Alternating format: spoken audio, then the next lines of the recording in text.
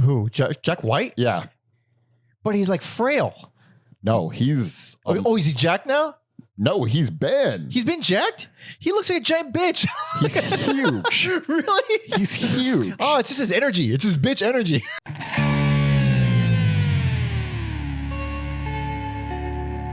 Welcome to Every Album Ever with Mike and Alex. My name is Michael Mansour, and I'm joined, as always, as I do every week, by my lovely, wonderful co-host, Alexander Volch. Say hello. Hello, interwebs. Hello. This is Every Album Ever, the podcast where we listen to every single album in the world, one artist at a time. That's a new discography per episode. And today, we'll be discussing every album by Mclusky. Mclusky. This was a bribe request. Nice. We were bribed. We were given cash and told, hey, maybe you like to cover Mclusky. Maybe I would. Maybe we would. By our buddy Drew. Drew's the fucking man. He's been with us for a while. He is Is he from the UK?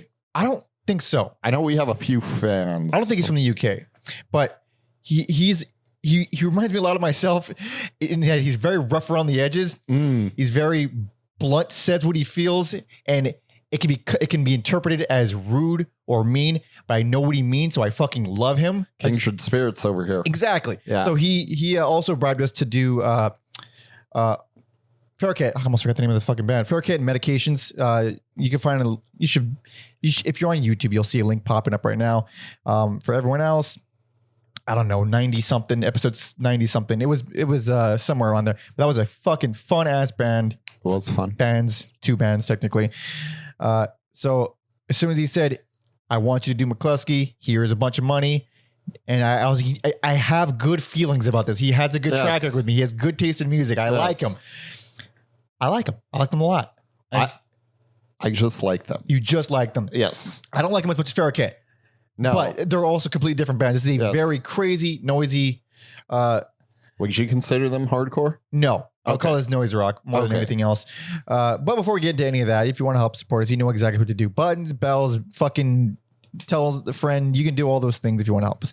But most importantly, patreon.com/everyalbumever. Bonus episodes, early access to certain episodes, discounts off merch. You get to see our schedule in advance if you're into that. And of course, Tier 2 gets to jump the line if you want to request an artist for us to cover. We keep getting more and more unique and fucking...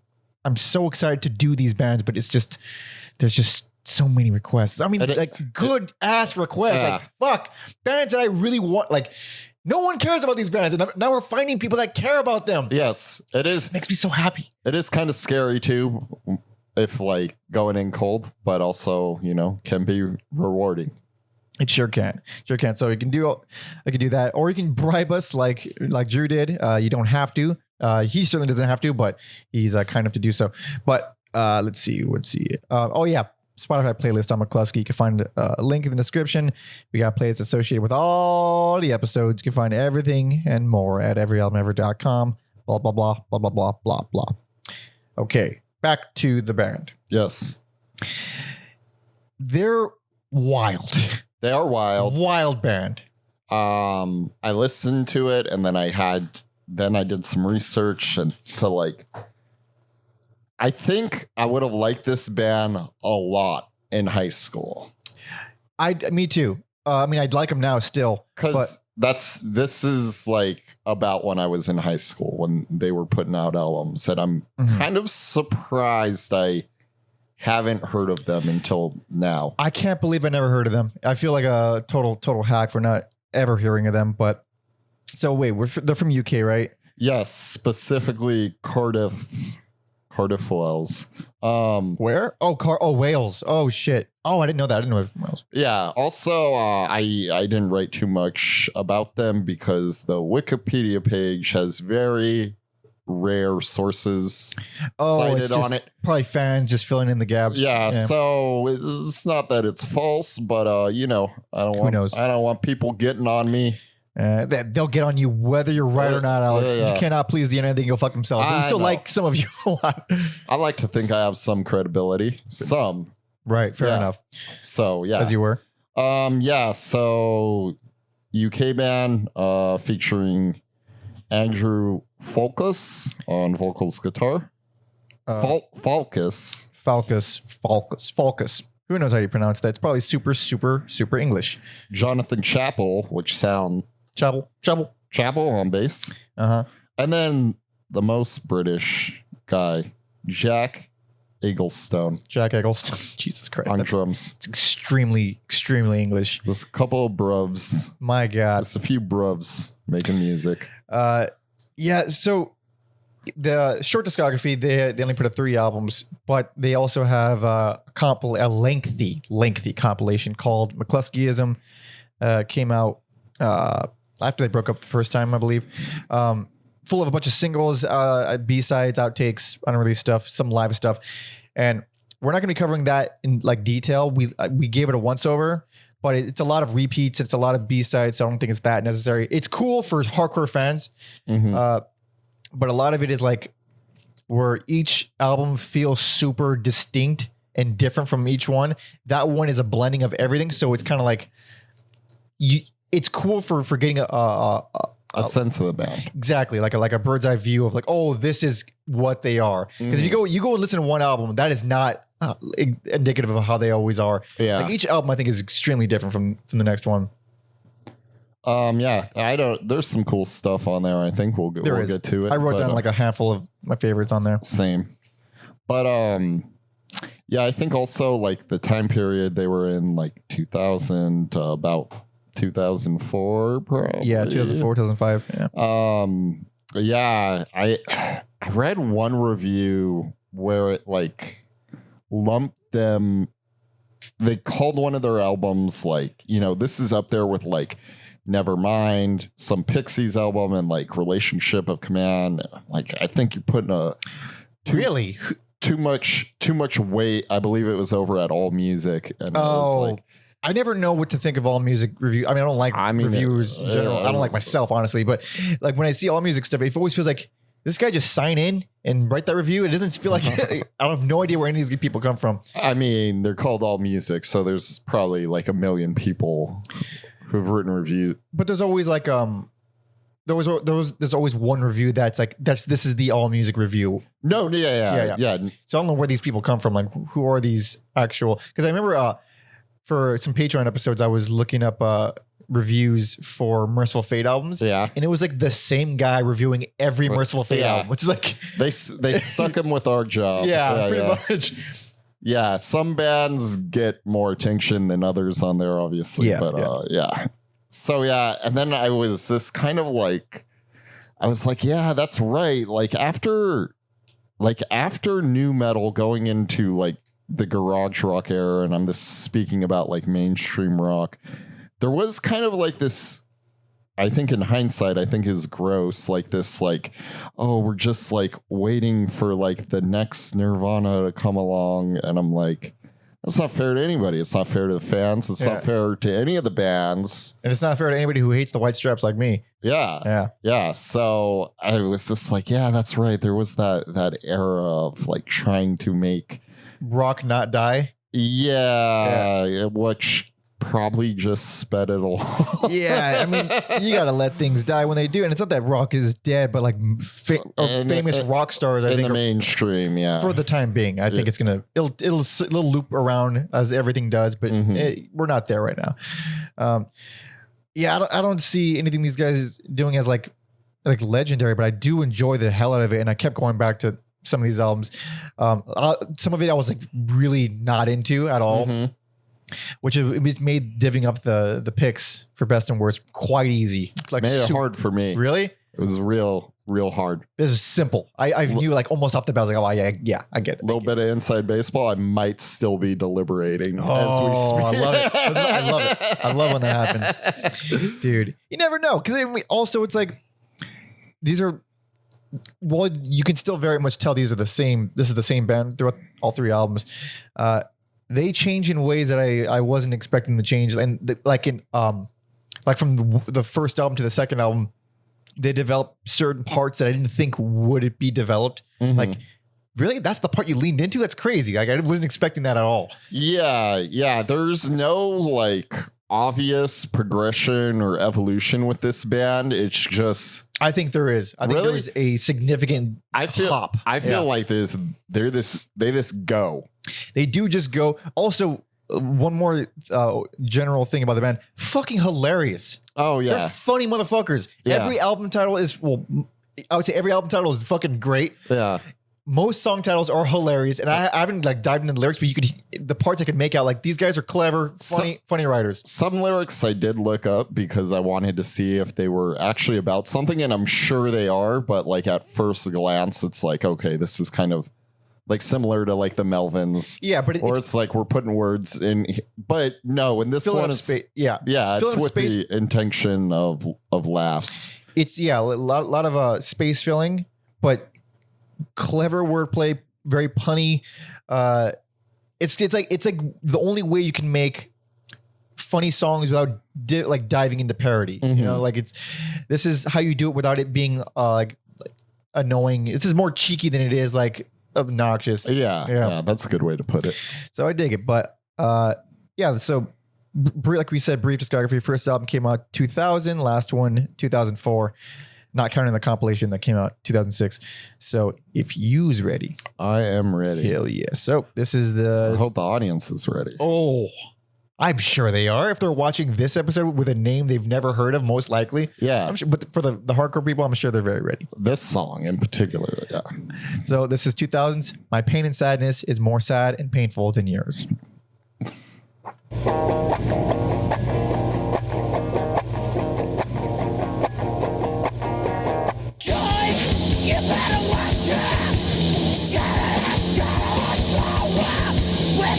Such a good song. We're probably going to play the whole thing. It's not long. Yeah. Very short.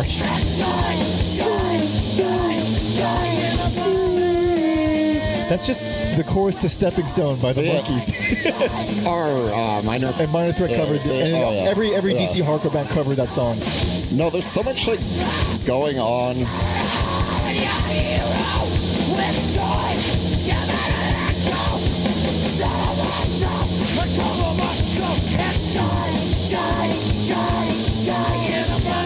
There's really no kind of dancing around what this is. This is a very straightforward post-hardcore.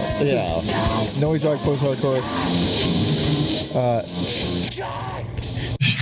So, worst, least favorite. I almost did it, but no, I'm not. Oh boy. I think on second listen, this one bought me around a little bit more than my initial listen, but it was in contention. This was a no-brainer worst. I didn't like it the first listen. I liked it more the second listen, but still not that much. This I feel has the weakest writing by far. And I thought that too. But what turned you around? Mostly the second listen on this, I think a lot of the songs are this kind of catchy, or they just like really aggressive. Like that opening song. That is a rabid song. That is a very chaotic opening. That is very cool. Yeah, a song like White Liberal and White Liberal Action. I hate it. I hate that song. The like when they get to the Everyone's a Hero part, this gets stuck in my head. It's just a song that gets. So the reason I don't like that song is entirely the bass line. Really? It's so it's a nothing bass line to me. I don't like it at all. And the whole song revolves around it. Yeah. Like there's a lot of songs where that happens actually. Yeah. So, and I feel like there's definitely a lot of songs where that happens, but on this album is where I just don't think they're that hooky at all. And I still like the faster punk sections on White Liberal and White Liberal Action, but it still revolves around that bass line. So it's just an uninteresting thing, but it's not the worst thing. Also, another reason I had to get this worse, vocals on this album, I hate them. I hate them on this album. I like this guy's vocals. I like them too. Everywhere else. I like them everywhere else, not on this album. Yeah. I think I just appreciate how unhinged they are. Yeah. Sometimes he does normal singing. Sometimes he sounds like fucking cancer. Like, yeah, it's all over the place. He's a wild dude. What do you call him? Falco. I think that's his nickname. Oh, that would make sense because his last name. Yeah. I just think of the Star Fox character. Yeah. Go ahead. Falco. confused with Captain Falcon. Captain Falcon. It's all Nintendo, baby. It's all good. So this is a super diverse album, which I like on paper, but it just ended up not working for me. Like as a whole, like you get shit that's sappy, almost punk ballad, shit like Fly Smoke, where I like it. I think that's not one. I don't hate it. It has like I feel like it has some Pixies in there. It has a lot of Pixies-ness to it. It's so funny. Like not once did I think of the Pixies until I started reading like what other people thought of this band, and then I saw the Pixies a lot, and I'm like, I guess I can hear it. It's there. It's faint, and I only heard it really noticeable in that song.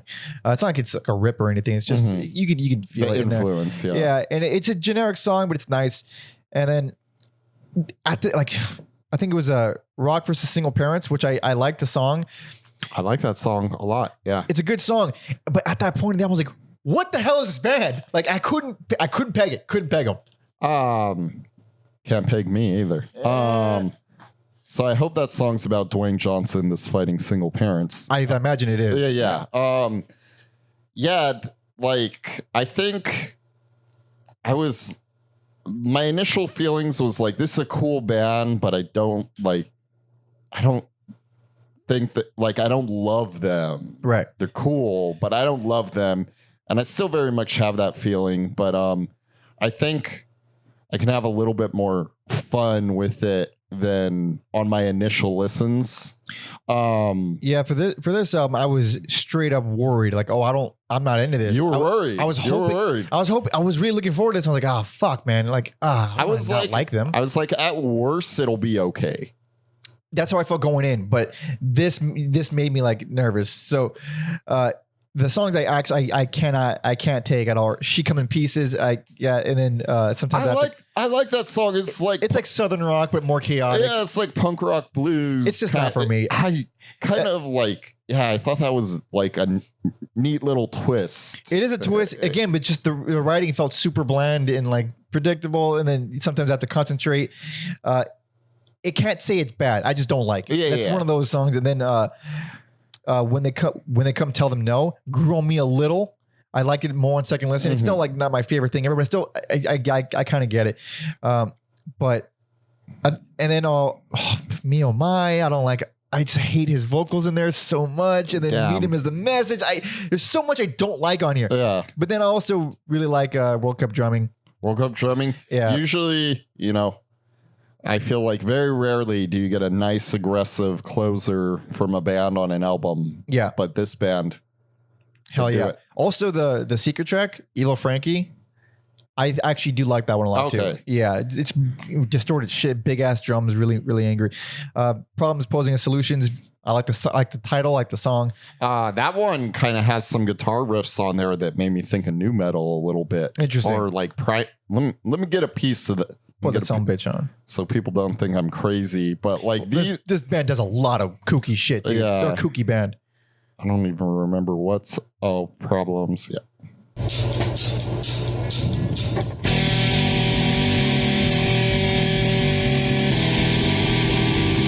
Yeah, that's like one of my favorite songs in the album. For sure. It's good. I should have time stamped specifically where it was, but. It's very like Big Black right now. Especially vocally. Yeah. I mean, plus British accents, which Big Black does not have, but still.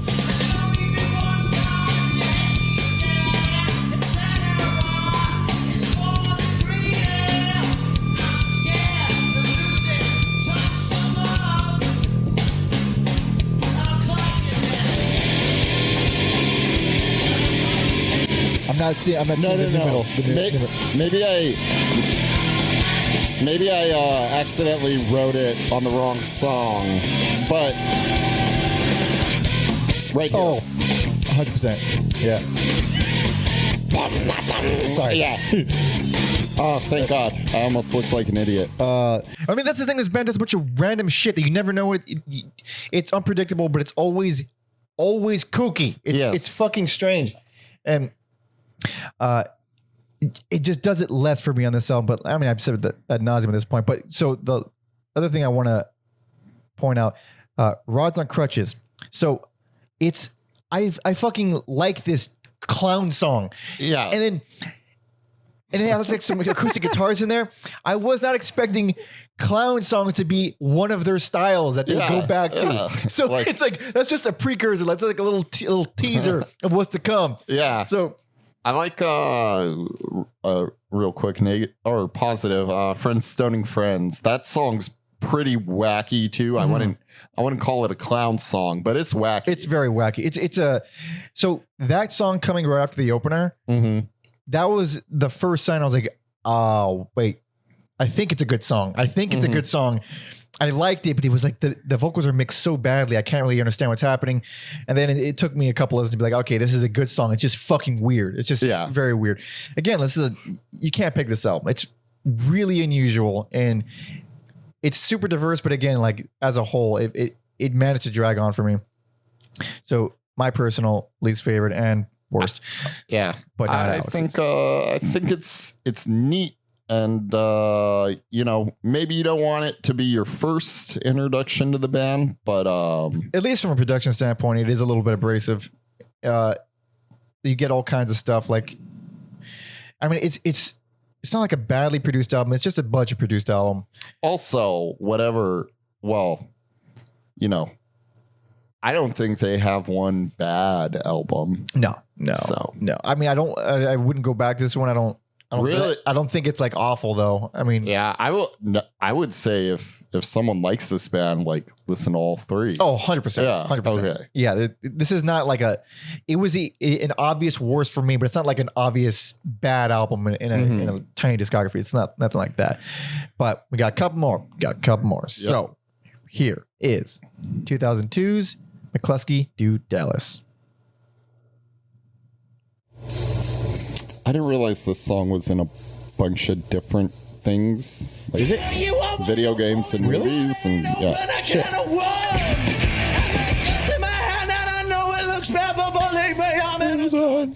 Goddamn. I'm fearful of flying, and flying is fearful of me.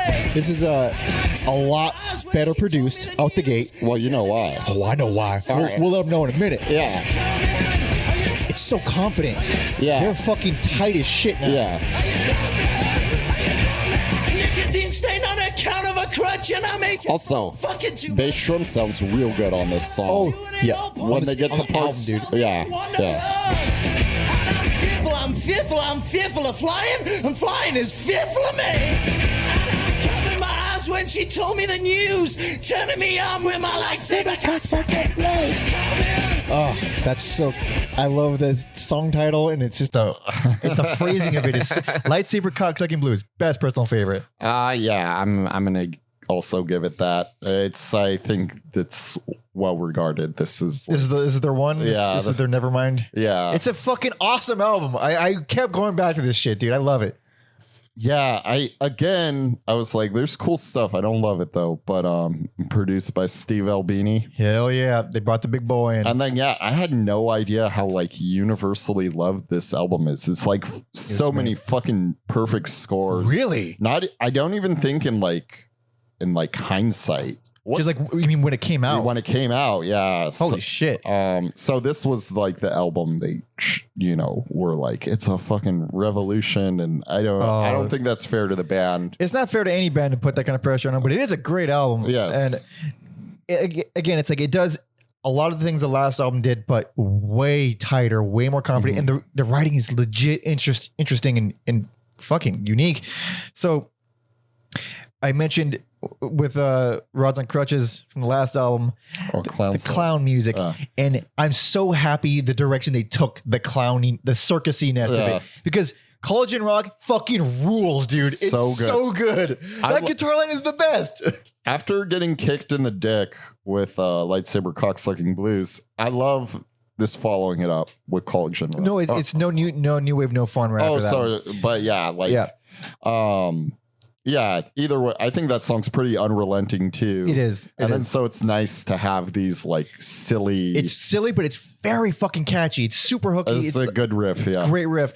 And similar style is Day of the Dead Ringers with very circusy guitar lines. Yeah. I think it's fucking great. But do you think To Survive, I think that's like the best drumming track out of everything. Put some of that bitch on, because that is a good song. It's straightforward and punky, but goddamn does it work.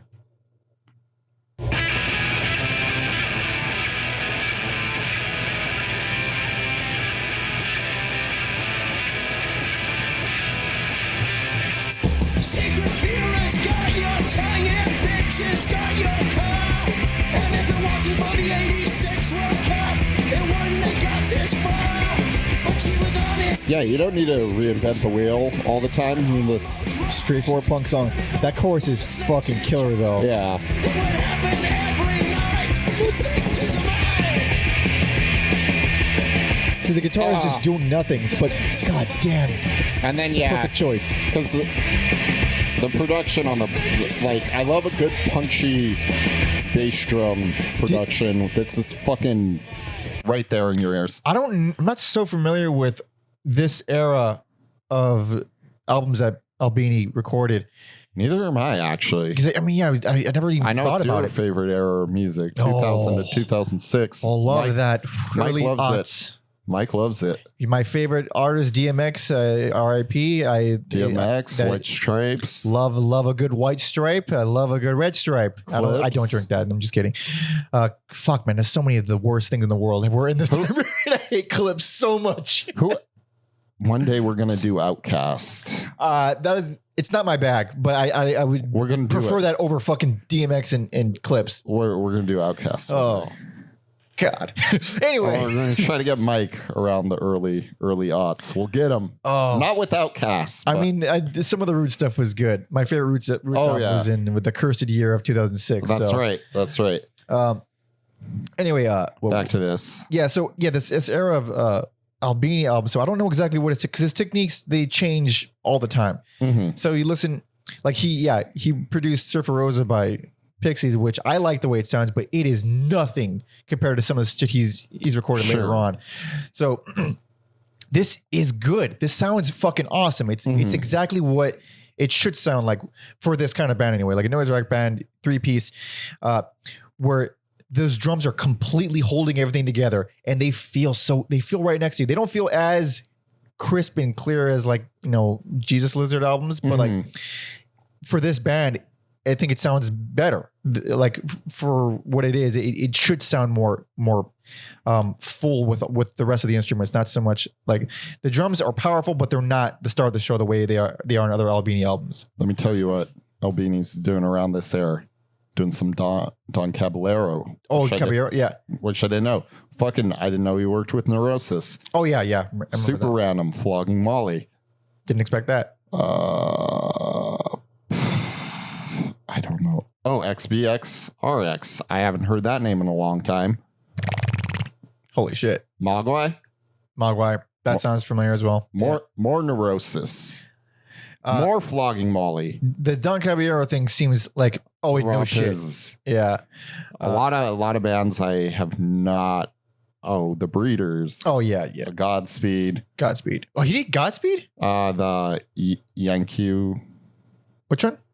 Let me pull this up. I'm not going to try to say that. They have one. the one with the planes on the front. That's my least favorite Godspeed album. Oh shit! I haven't heard it in a long time though, so don't quote me on that. Well, that's enough of that. What was I going to say about something about Don Cab? There we go. That band is one that.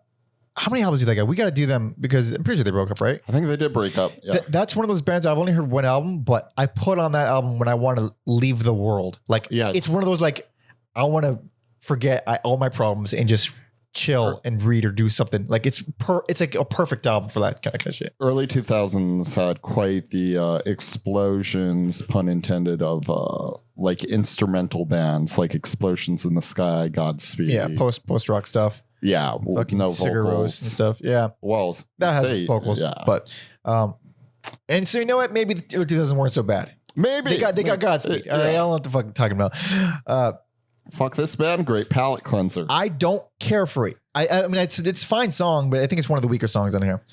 You can actually hear Falco's accent in that. That was like not the first time, but like the first really like, oh shit, that's right, he's British. One of my favorite songs the band does out of their whole career, To Hell with Good Intentions. Great stuff. Fuck, that song's Good fucking lyrics. good. It's kind of, I don't want to call it like a quiet, loud, quiet song, but for like this band, their version of quiet. There is another song that they do that is the most quiet, loud, quiet ever, but I forget which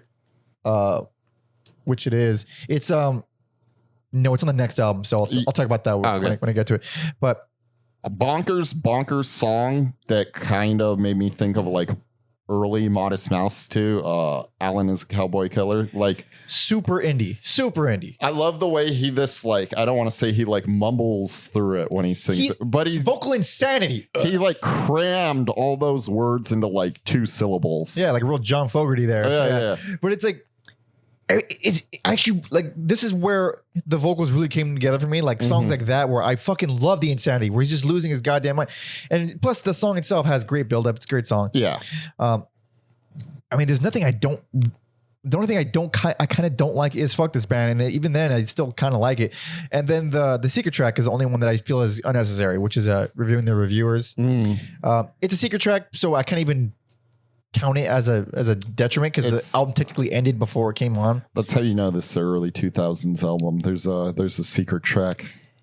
You have to use up all 80 minutes of the CD. You got it. I mean, otherwise it's wasteful, right? Children in Africa are dying. If you don't use all this time on the CD? Yeah. I love the speeches with that one.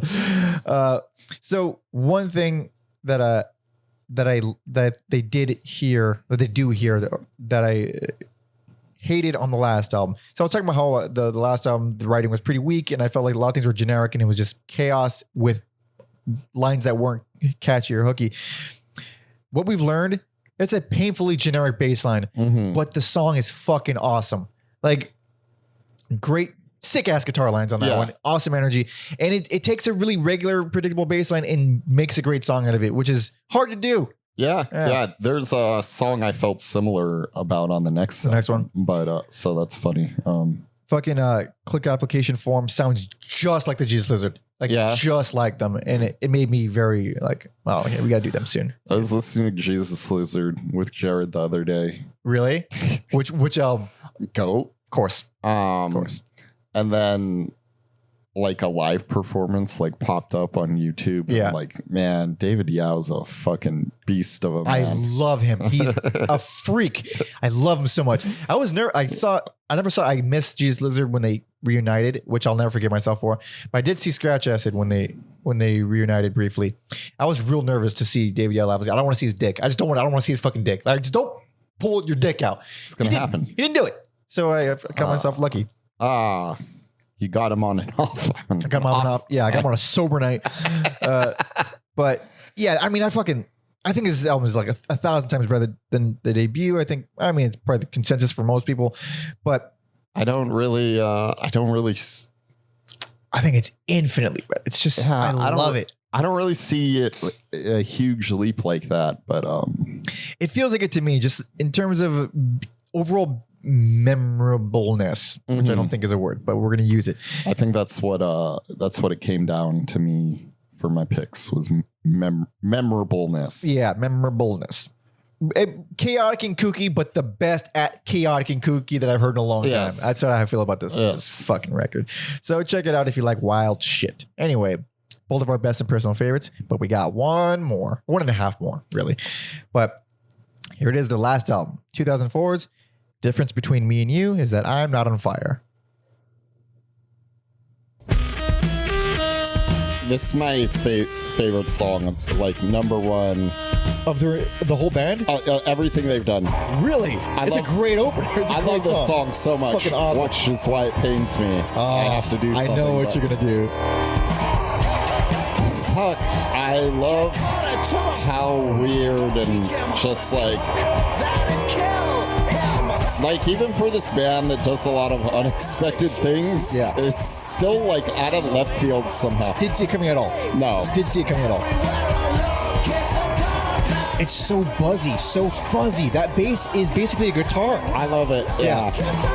And also, it's a fat production. And then, the unhinged vocals. Yeah. Oh, man.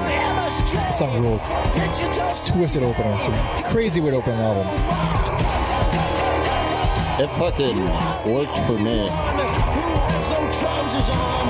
Go dead, shot everywhere I look. It's a darkness everywhere I look. By the way, the song is called Without MSG, I Am Nothing.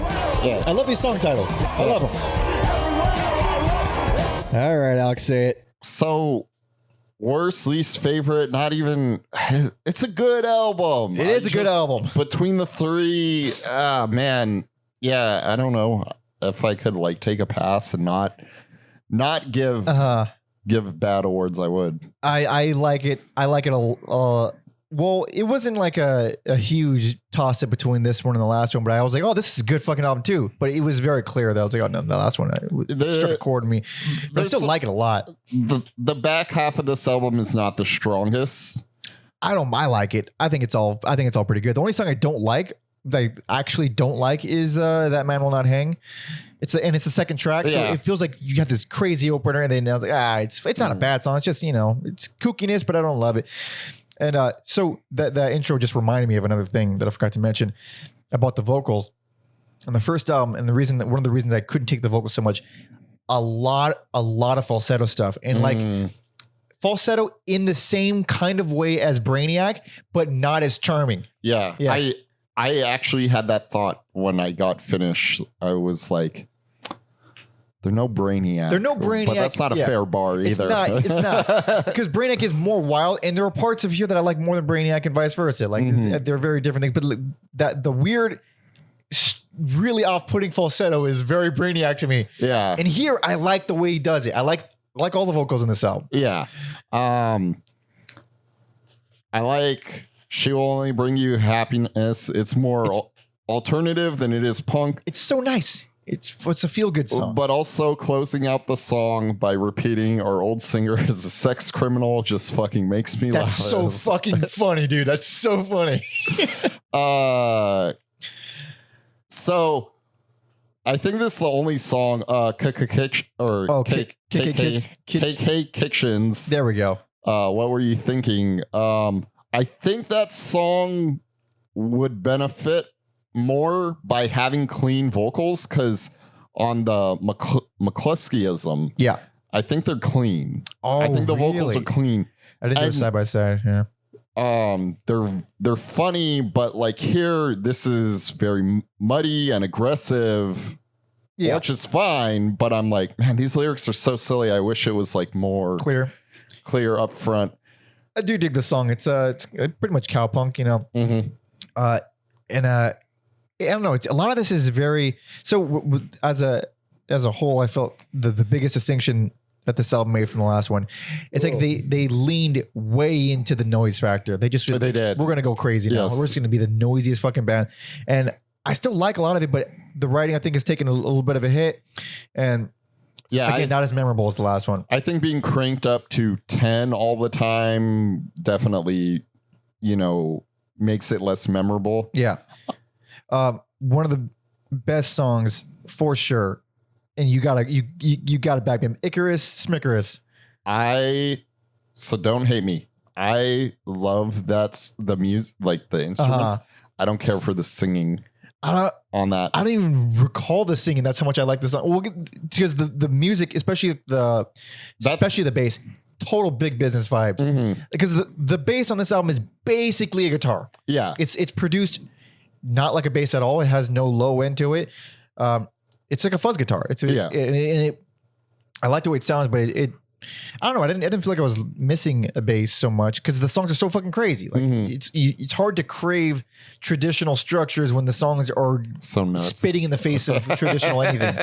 So I do like that song quite a bit, and that the song that I think took the loud, quiet, loud thing to an extreme, Slay.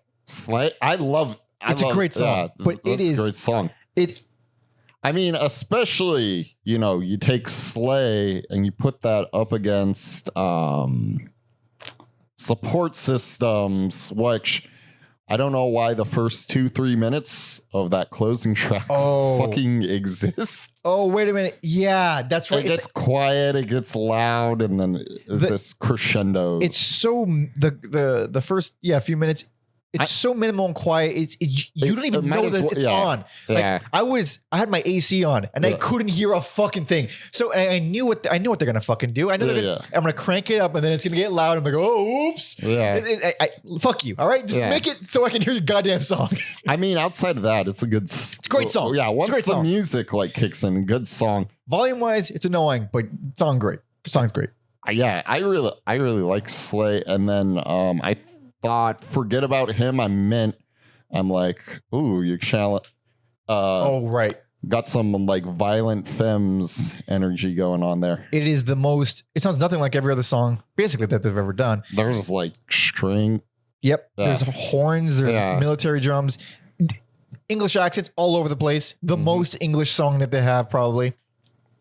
It's great. It's great.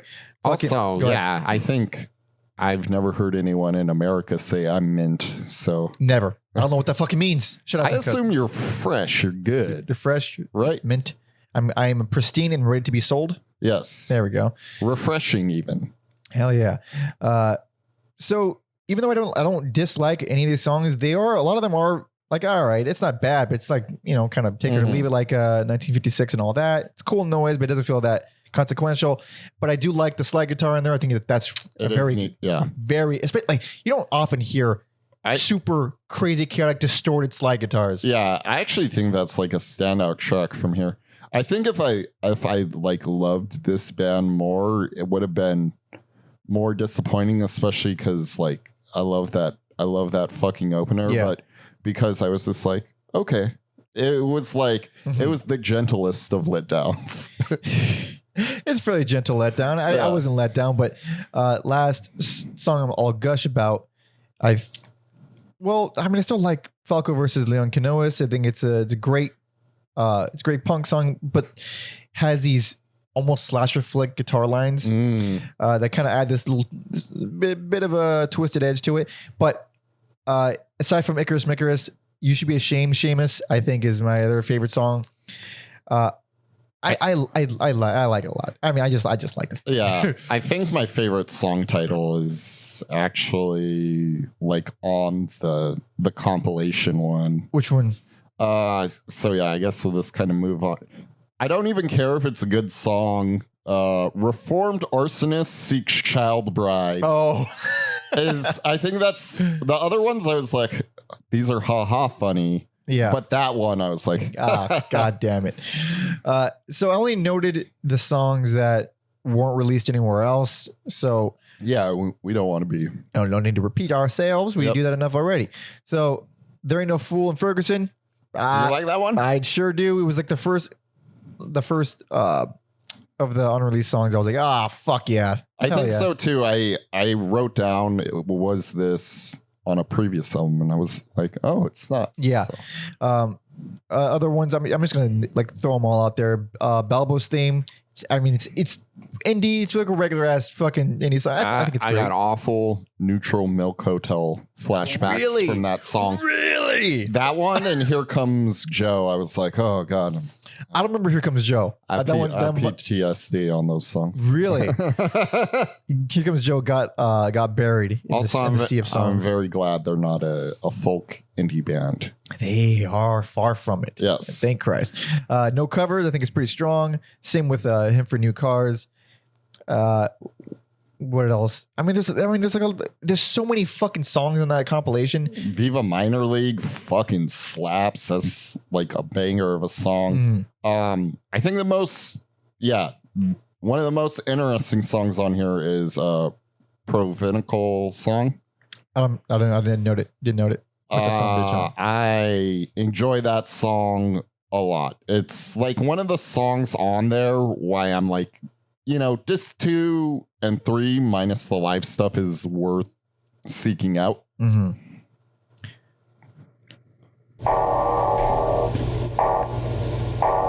Or I guess, this one 2. Oh wait, yeah, it's hitting me again. Like one of the few times they've like dabbled in electronics. Oh, I forgot about this. This is the caught me way off guard. This is the Brainiac song. It is. I mean, a more hip hop Brainiac. Yeah. But vocally for sure. Yeah, anything to like spice it up, especially in a. Oh. What's the song called again? Provincial song? Is that? Oh, provincial song. I don't know why I didn't note this, because those synth lines are fucking rad. It's very new metal, to be honest. I'm getting corn vibes. I think I just like new metal. That's what I'm like new metal. Is what I'm discovering about myself. Yeah, there's like a lot of really, it's a huge mix of very Like different songs. Another song, I think the second song I like a lot on here, the all-encompassing positive. Oh, hell yeah. Ooh, yeah, I mean, that's making it on the fucking playlist for sure. Oh, yeah. I'm also like the London Wine Company, which is a cute pun, WHINE. Be average to each other, I think is very, I actually really like it.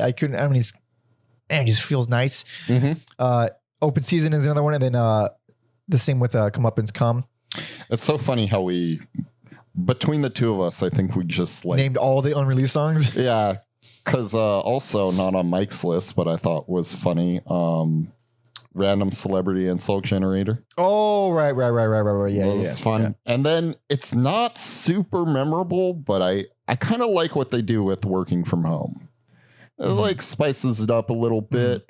Some of the more like alternative stuff, but I was like, this is a nice little song. I do like when they go indie and they go mellow, just because it's irregular for them. Yes. Yeah. It's like, obviously if there's a whole album of that, I fucking hate the band, but it's you need it. And the fact that they have that range is very unexpected, especially from a band as fucking batshit as this. And listen to the compilation, man. God damn. It's like, it's just so many different things that they did. I don't know how they got popular. Like, I like them, but I hear them like, who could like this? I know I do, but I'm not a fucking yardstick for people's taste. It kind of, I also thought about the Liars a little bit, because I never thought like the Liars would get any sort of attention, but they can and did. I don't know them. Oh, really? You might like them, but they're kind of like, I believe they're from the UK. They're kind of like all over the place too. And yeah, like knowing the context of when this band was around, I thought about like all these other bands that were not like similar, but you know, that people try to make a big deal, like the Vines or like the Von Bondies, the Vines, which obviously were bigger than the Von Bondies. But the Von Bondies sounds like a fucking lotion. Kind of does. I think they were friends with Jack White, and then they got into like a fist fight or something. I don't know. Did they break Jack White just with his porcelain skin? Well, no, he's a beast of a man. We're talking like Josh Homme. Who? Jack White? Yeah. But he's like frail. No, he's... is he jacked now? No, he's been. He's been jacked? He looks like a giant bitch. He's huge. Really? He's huge. Oh, it's just his energy. It's his bitch energy. Anyways, I'm here to show them everybody else's legends. But yeah, very like, again, I couldn't really find anything on the Googles why they broke up. And yeah, I didn't want to add fuel to a fire that wasn't there. But they did get back together in 2015. And then if Wikipedia is to be believed, I tried looking for it on Google, but again, I couldn't find like a confirmation from a second or third source. They may be working on a new album. Interesting. I mean, that could just be wishful thinking. I would be very interested. Oh, yeah. I'd be very delighted, actually. Anytime I get to do a Loose Ends episode, all these bands should be making new. Fucking... Like, I mean, it's the EA curse. As soon as we cover a band, they release a new thing. Like we didn't even start the next week's episode. They announced a new record, and before we got a chance to do the fucking episode, but it was already requested, so we got to do the episode. So, and the same happened with like, you know, all the Loose Ends and then fucking Fugees, which is like, oh, really? What the fuck? Yeah, they didn't. no word on a new album. Right, but they did reunite. Yeah. I don't think they're gonna do a new album. I doubt that. From what I hear about this tour, it sounds like more of the same. Oh, Lauryn So- Hill being a psycho. Yeah. I think one concert started at 3 a.m. What do you mean? Wait, what? How do you afford to pay the fucking staff that long? I mean, I can see how they could. Maybe not Wyclef Jean so much, but Lauryn Hill, I can see how she could afford it. But she was just late. He has way more money. Really? Wait, who's the other one? Pros Michelle. He's the one with no money. Yeah. That's the joke I meant to make. Yeah, no, Wyclef was like a producer. Okay, yeah. Yeah, he's got producer money. I'm just getting French names mixed up or Haitian names with French, whatever. So potential new Mclusky album. But if not, it's okay. I think they're a great band. Alex is a little lukewarm on them, but I love this bullshit. I love this fucking noisy insanity. On the right tour or festival, I would watch them. I couldn't imagine it not being delightful. Energy wise. If it was like a band I like and Mclusky, I would be like, hell yeah, let's do it. That'd be a cool bill. This fictional band I like fictional band. Idols and Mclusky. Let's do this. That's actually quite a nice lineup. I would be delighted to see that. All the screaming. Sense. Yes. All the British screaming. What's all this then? Yep. Cheerio and whatnot. But yeah, thank you all so much for listening and watching. Let's do a little recap. Best personal favorite, Mclusky do Dallas. All the kids seem to like it, so there you go. Real passionate stance there.